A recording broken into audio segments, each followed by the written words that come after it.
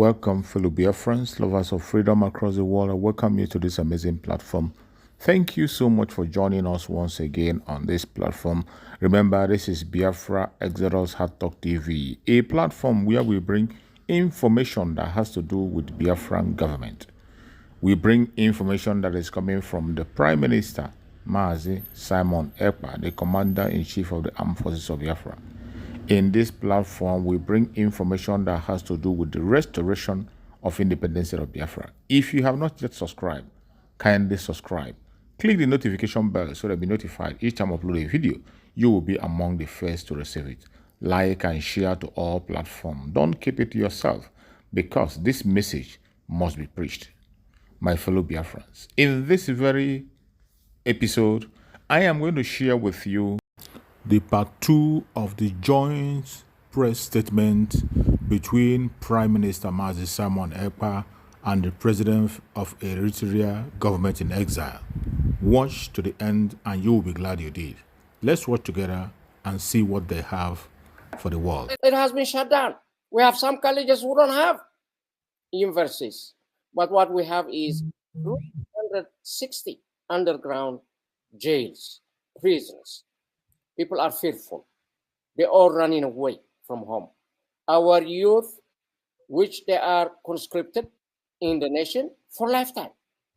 This is what some European nations categorize as slavery. This minority level. They work for nothing. They could not go to school, could not work, could not make family. Everybody, as any juncture, I think they are heading to exodus. This is what created in our life before. Eritreans are a very strong people. They love their nation. They love their people. They love their culture. However, at this right moment, every child were used to be saying, what do you want to be when you grow up? Yes, he will say, I want to be a teacher. I want to be a doctor. I want to be an engineer. I want to be a mathematician. But today, I'm dismayed to hear any young kid, if has been asked, what do you want to be when you grow up? He will simply and clearly would tell you, he wants to run away. He wants to run away. So we cannot have this sort of nation building together. And I think we are in a really failed nation as it is. The nation is going the wrong way. The gentleman goes towards the Russians, Chinese at this moment. And we are, as a transitional government in exile, yes, we are pro-West. Yes, we are pro-democracy. Yes, we are pro-justice and for the rule of law. So all of our efforts, even though we have independence, we never had the freedom for the people. Therefore, this is our fight for our people. And we tend to get it to the highest level. And I think in this juncture, it is about time. The time is due for this despotic government. Maybe it's time to leave the nation. Whatever happened did happen. We don't want it to get any worse than it is. So we can restore democracy. We can restore justice. We can let out all those prisoners, political prisoners, journalists, and many women and men that are in jail for nothing. There is a fear, even if relatives, loved ones are in jail. It became a time you cannot ask about them. If you go to ask relatives, yes, you better be thinking twice. And so the people are living in the dark. No wonder they called us the North Korea of Africa. Plus, even worse, you know what North Korea does, but ours, we were given the name the North Korea of Africa, and that would explain a lot. So without saying much, yes, we are not fighting for independence, but yes, we are fighting for our freedom, a freedom at home. And this is what we are fighting as a transitional Eritrean government in exile. Thank you very much.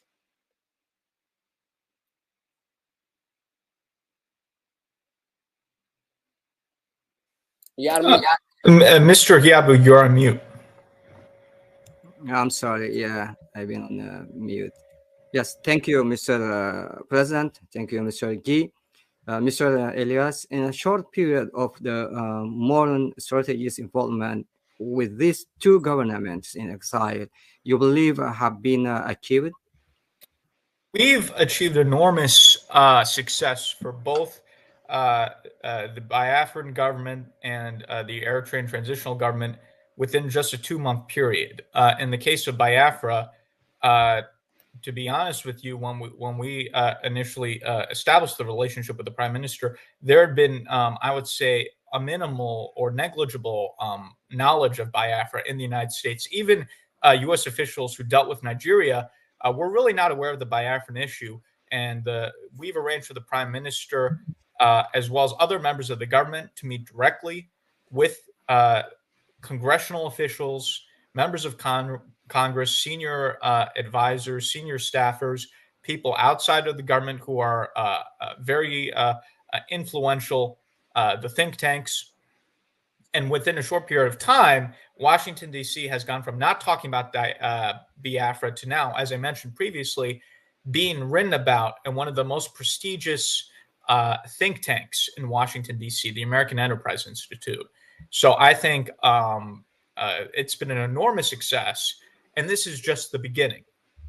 And what we've really been focused on is developing the awareness, because once you get the awareness, then you get the support. And this is very important for your viewers who are both the Eritrean viewers, our Biafran friends, to understand is diplomacy is a two-way street, right? One of the things that I've noticed in some of my conversations with our diaspora supporters is that some of them have the assumption that the U.S. government should somehow be able to read the minds of Biafra, read the minds of the Eritrean opposition, to that without educating them, somehow they'll know what to do. And if the U.S. government doesn't help, it means that somehow they're to blame. That's completely absurd. Diplomacy is a two-way street. If whether it's the Eritrean justice movement, the Biafran justice movement, if you want the U.S. to do something or the international community to do something, you have to educate them, give them the facts, give them the figures. That's what the lobbyist does. Tell them what it is you want from them, and then most likely they'll do it. Rather than not educating them, somehow expecting that they know what you want, and then blaming them when something doesn't happen. I mean, that's completely illogical. So, that's why lobbying is important. And, in addition to our lobbying, programs such as these are so critical because we are educating the population as to why lobbying is important, why educating is important, why diplomacy is important, and how that interplays. Now, so we've basically gone Biafra on the map within a short period of time, and we're going to have a huge explosion these next few months in terms of our activities. This is just the beginning. We have a lot of things in the pipeline, and so Nigerian government needs to be more nervous in the coming months. Now, when it comes to the issue of Eritrea, there was a little bit more awareness than the Biafra issue. Not a lot more, but a little bit more. But here is the problem, and I'm going to be very frank. And again, I'm going to go into how we've been so successful in terms of the transitional government. The main issue that the U.S. government has had, or opponents of Isaias Afwerki have had in the U.S. government, is there was always the expectation that the Eritrean opposition, quote unquote, would at some point reach out to the U.S. government and work with them in order to remove Isaias Afwerki. And over time, the U.S. government became very surprised, and we've had private conversations. I've had many conversations. They just became surprised after 10 years, 20 years, 30 years in terms of why is the Eritrean opposition not meeting with us? Why are they not reaching out to us? Why are they not coming to us to work out a strategic plan on how to get rid of Isaias Afwerki? Why are they seemingly talking endlessly amongst themselves, talk, and more talk, and no action? So over time, people in the U.S. government became more and more disgruntled with the Eritrean opposition to the point where it seemed like, okay, these people are never going to get their act together. Now, that's why I think there was an openness within our government, frankly, to look at some other alternative in terms of saying, well, if the Eritrean opposition is incapable of organizing themselves, maybe we can play a role in helping organize them if they can't get their act together. And, President Badarai emerged on the scene. He created the government in exile. It was a perfect match. I connected with President Badarai. We developed a close relationship, a close friendship, and we decided to put all of our force here in Washington behind President Badarai, to support him as now the transitional president of Eritrea, to have a rival government to the dictatorship led by Isaias Afwerki. And it's been an enormous success. Now, I understand that this has created a little bit of controversy. Of course, the Isaias Afwerki is freaking out. He's having his government put out press releases attacking us, attacking President Badarai, because they're scared. They've never seen an opposition leader being so effective. Isaias Afwerki has just been used to opposition leaders defeating themselves. So he never had to worry. Now he sees someone who's effective and has the support of the U.S. government, and they're completely losing it. But you also have some people, some of our dear friends in the opposition who are frankly a little bit jealous of President Badarai, a little bit complaining as to why is he the leader? Why are we not the leaders? And why are we, not having an input in electing the government in exile? We should be involved in choosing the president in exile and, this and that. And, my response to that, to those people would be, you have 30 years to get your act together. The U.S. government was waiting for you to come to them, to work with them, to get rid of Isaias Afwerki. You failed to do that. So if you have anyone to blame, you should blame yourselves for not having your act together. If the Eritrean opposition got its act together earlier, I don't think there will be a need for the government in exile, or there would be a need for the U.S. government to be invested in the government in exile. This is being done because the Eritrean opposition has failed the past 30 years. I'm just being very honest about it. And I think people in the opposition need to hear this tough medicine. Enough with the nice talk. They need to hear the truth that they failed. And that's why people in Washington, like myself, that's why people in the U.S. government are getting behind President Badarai. If they're upset about that, they need to get their act together. And we could look at, what we could do with them once they get themselves together. So I just want to put that out there in a very open and honest way. With President Badarai, we've seen the success. It's public. We're not hiding anything. We saw the meeting with Congressman Sherman, which he tweeted about. We saw the meeting with Ambassador Tibor Nagy, former Assistant Secretary for African Affairs under Trump, and former U.S. Ambassador to Ethiopia. He tweeted about it. And this is just a little bit. We've had many other meetings. Congresswoman Betty McCollum, other members of Congress. We've had a lot of momentum, and this is just the beginning. You're going to see more and more support coming from the U.S. government. I think eventually what's going to happen, especially as the Horn of Africa becomes more unstable, is we already have many people in the government who view President Badarai as the legitimate president, not Isaias Afwerki. I think once the Horn of Africa moves towards a conflagration, and we see what's happening with Somalia, Somaliland, Ethiopia, the Horn of Africa is a powder keg waiting to explode.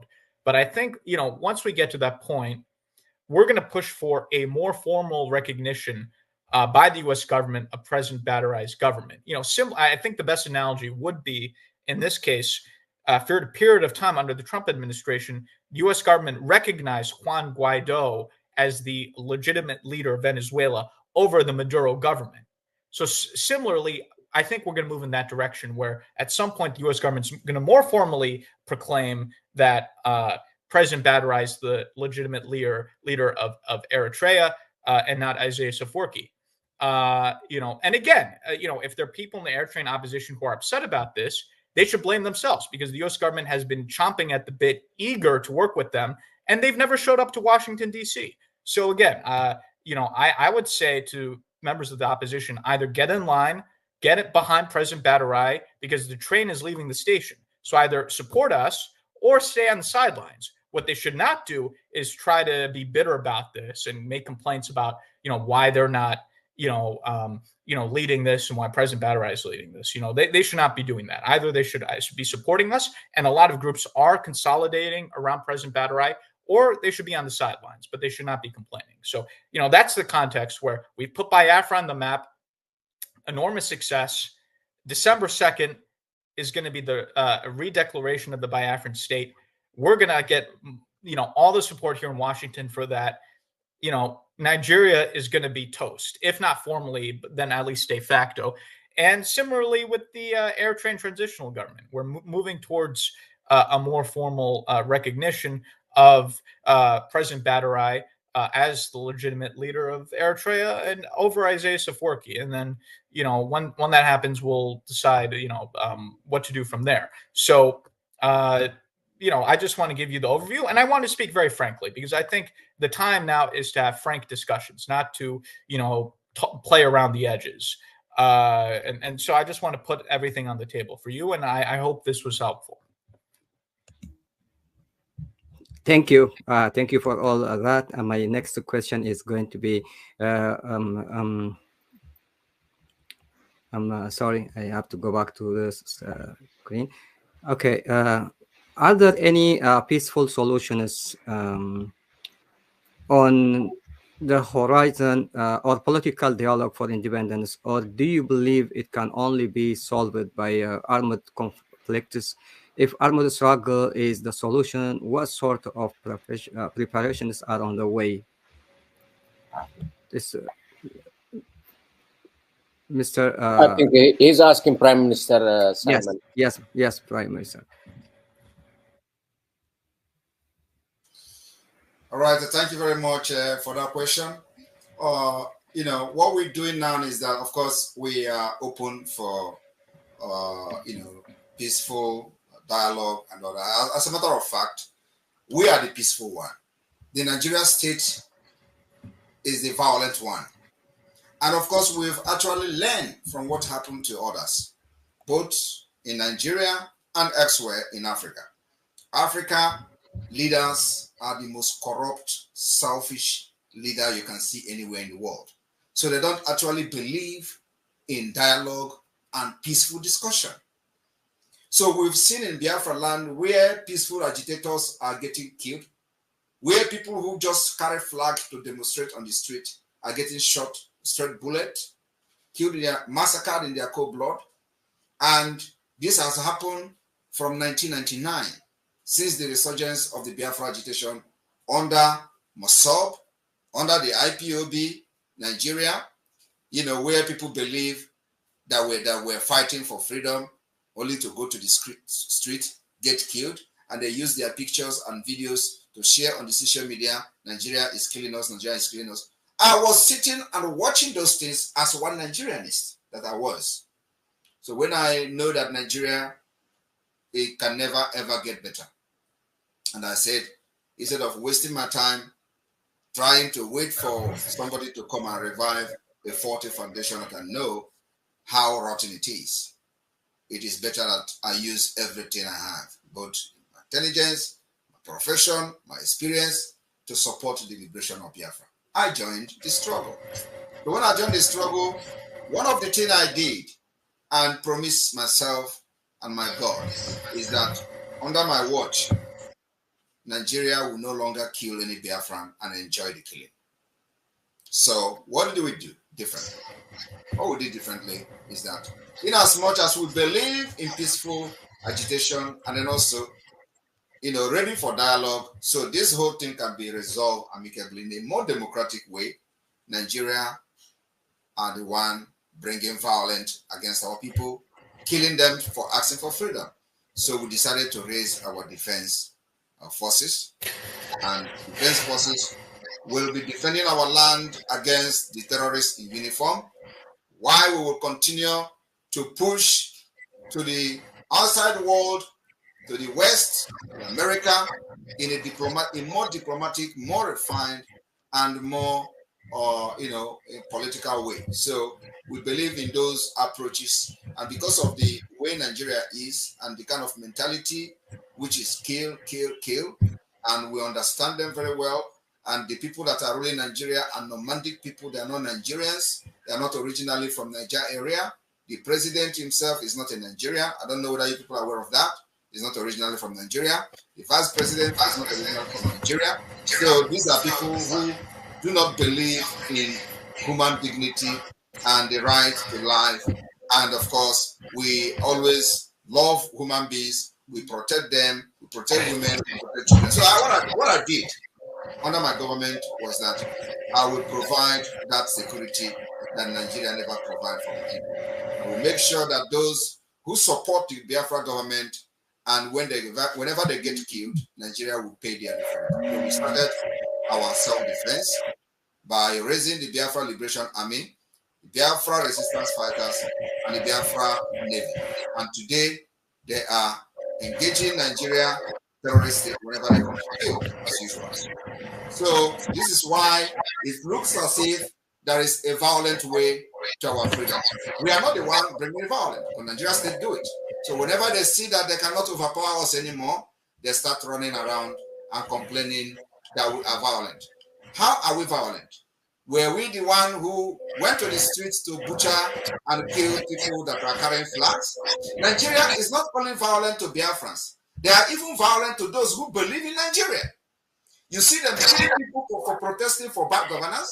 You see them killing those who protested for criminals in the NSAS protest, when they are protesting against the terrorist SAS officials. They get killed and they cover them. At the end of the day, over 1,000 persons were secretly buried in Lagos.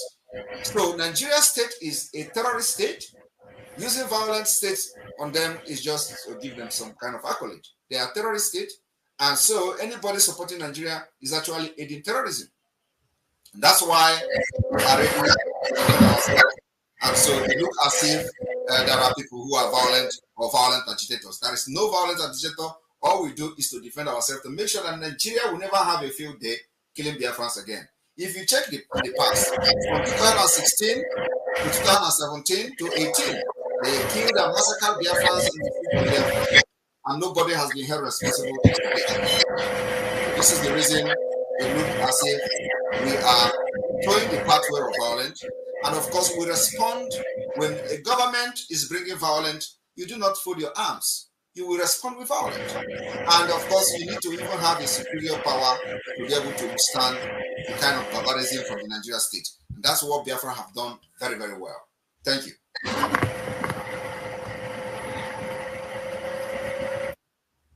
Thank you, Prime Minister, Mr. Simon. And this historical and joint interview, with the Eritrean government in exile is a milestone in our fight for freedom for the two movements, freedom for Biafra from Nigeria, and also for the government of Eritrea in exile, and government of Eritrea in exile, and of Eritrea inside the dictatorial regime in Eritrea. Can you tell us what do you have in common, both these sisterly governments in exile and the struggle for independence and the struggle for free Eritrean people from the tyrant administration in Asmara? Thank you, Mr. KHA. And again, thank you, Prime Minister Simon. And I would like also to commend Mr. Elias being straightforward in this 21st century. Right. We don't have anything to hide. When you're fighting for freedom, there is nothing to hide. Yes, everything on the table, Mr. President. Pardon me? Everything on the table. Yes, it should be on the table. Only a tyrant will have something to hide, but we have to be upfront because we're fighting for freedom. So we shouldn't have anything to be worried about by telling it like it is. On that previous question you gave to the Prime Minister Simon, if there is a peaceful political dialogue, but with this dictatorship and the tyrants, the oppressors, they don't have any vocabulary that says peace. In our case, it looked like it's too late. It became to the point of no return. I don't think they would listen to that aspect. If there is a way, even today, after all this damage that has happened in my nation, Eritrea, if there is anything to be dialogue, if there is a peaceful way to exit, in order to reach or achieve our freedom, we want to do it with the minimum damage. We don't want any further bloodshed.